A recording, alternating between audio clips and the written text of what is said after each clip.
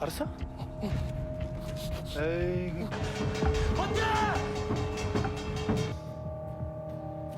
블랙호크라도 동원해. Halo kawan-kawan, selamat datang di Sinopsis Film. Di episode sebelumnya, Guinom menyerang Suhyok yang coba melindungi Chonsan.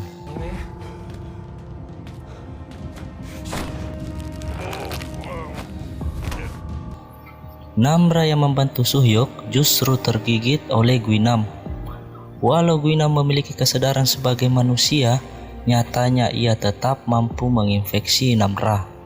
Namun demikian, Namra juga tidak berubah menjadi zombie seperti halnya Guinom.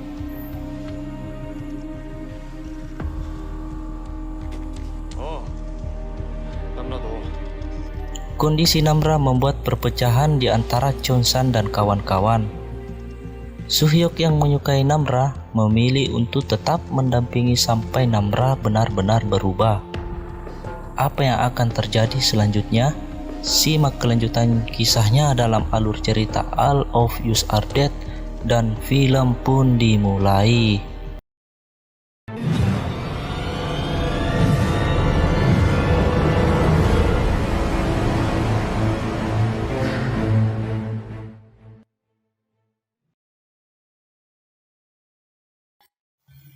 Kelompok tentara dalam unit Shadow menyisir sebuah pusat perbelanjaan untuk menyelamatkan beberapa penyintas yang bersembunyi di sana. Salah satu tentara adalah Lee Jae-jun. Usai menyelamatkan mereka, Jae-jun terkena gigitan zombie dan berubah. Bukannya membunuhnya, pihak militer justru menangkapnya untuk dijadikan bahan eksperimen. Sembari membawakan handycam, Onjo mempersilahkan Namra dan Suhyok untuk melepaskan ikatan mereka karena ia dan yang lain sudah mempercayainya. Sepeninggal Onjo, Namra memberitahu bahwa ucapan Suhyok yang memanggilnya dengan nama asli. Suhyok akhirnya memberitahu Namra bahwa ia menyukainya. Setelah mengatakan kalau ia juga memiliki perasaan yang sama, Namra pun mencium Suhyok. Terinfeksi virus zombie membuat indera serta kekuatan Yunji meningkat. Merasa sangat lapar, ia masuk ke sebuah ruangan dan menyantap ikan di dalam akuarium. Yongnam yang kebetulan berada di sana terkejut melihatnya. Setelah tahu Yunji telah terinfeksi, ia meminta Yunji untuk meninggalkan ruangan tersebut. Yunji merespon dengan menggigit dan memangsa isi tubuh Yongnam. Namun demikian, Yunji lantas muntah-muntah usai menyantap Yongnam. Yongnam sendiri kemudian berubah menjadi zombie biasa. Dari ruang musik, Namra mendengar semua itu. Tak butuh waktu lama hingga ia menyadari kemampuan inderanya telah meningkat. Mendengar sesuatu dari dalam gudang, Namra mengajak yang lain untuk meninggalkan tempat tersebut. Onjo jadi ingat mereka masih punya senjata untuk kabur. Walau sebelumnya sampai terlihat meninggal, Guinom rupanya masih bisa kembali hidup sebagai manusia. Di luar ia bertemu dengan Myungwan yang sedang bersembunyi. Sebagai ketua geng, Myungwan lantas memerintah dan memperlakukan Guinom seenaknya. Kesal, Guinom mematahkan lengan Myungwan dan membuatnya digigit oleh para zombie. Onjo berencana menggunakan rekaman paduan suara di handycam untuk memancing zombie masuk ke ruang musik. Setelah itu mereka akan dicoba dikurung di sana. Onjo kemudian membujuk Suhyok dan Namra untuk melepaskan ikatan di tangan mereka. Kali ini Namra tidak menolak dan membiarkan Onjo melepaskannya.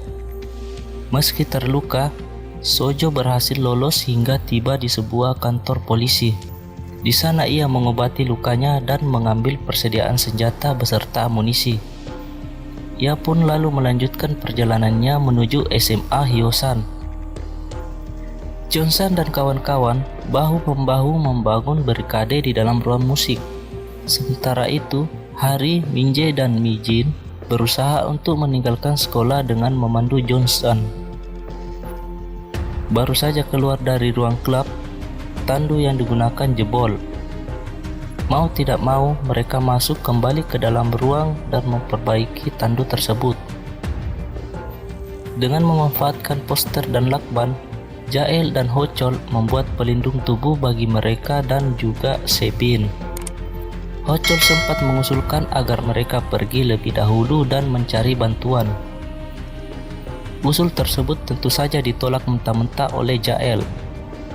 Dengan menggunakan sepeda motor pengantar makanan, mereka bertiga mulai bergerak mencari jalan menuju SMA Hyosan. Dalam perjalanan, mereka bertemu dengan seseorang yang terjebak di atas atap TK. Kakinya terluka sehingga ia tidak bisa turun sendiri. Hochol meminta Jael untuk mengabaikannya. Lagi-lagi Jael menolak. Saat Jael berusaha untuk menolong orang tersebut, Hochol yang ketakutan melihat zombie berdatangan memutuskan untuk meninggalkannya begitu saja. Sembari bersiap untuk membuka ruang musik, Soo-hyuk menanyakan apa yang sebenarnya terjadi pada Cheong-san dan Guinam. Setelah mendengar jawaban Cheong-san, Soo-hyuk memberitahu bahwa ia sudah mendorong Guinam keluar dari jendela hingga tewas. Soo-hyuk lalu menambahkan bahwa ia jatuh cinta pada Namra dan meminta Cheong-san untuk memperlakukan Onjo dengan baik. Setelah pintu dibuka, keduanya bergegas masuk ke dalam barikade. Jong-young juga buru-buru menghidupkan video rekaman paduan suara. Zombie-zombie pun berdatangan masuk ke dalam ruang musik. Guinam rupanya ikut mendengar keributan tersebut dan mulai bergerak menuju ke sana. Akhirnya jumlah zombie membuat Cheong-san dan kawan-kawan kewalahan menjaga barikade. Padahal masih banyak zombie yang berada di luar. Petugas medis militer melaporkan pada Komandan Jin Sen-mu bahwa mereka tidak memiliki sumber daya yang cukup untuk meneliti Jeonjun. Seon-mu memerintahkan agar mereka membangun laboratorium sementara di markas pengungsi, lengkap dengan mendatangkan para ahli ke sana. Ia juga meminta Choi Sun-won untuk menghubungi orang tua Jeonjun dan memberitahukan hal tersebut. Seon-mu kemudian menemui Yoon-he. Yoon-he meminta agar Seon-mu mengirimkan helikopter ke SMA Hyosan.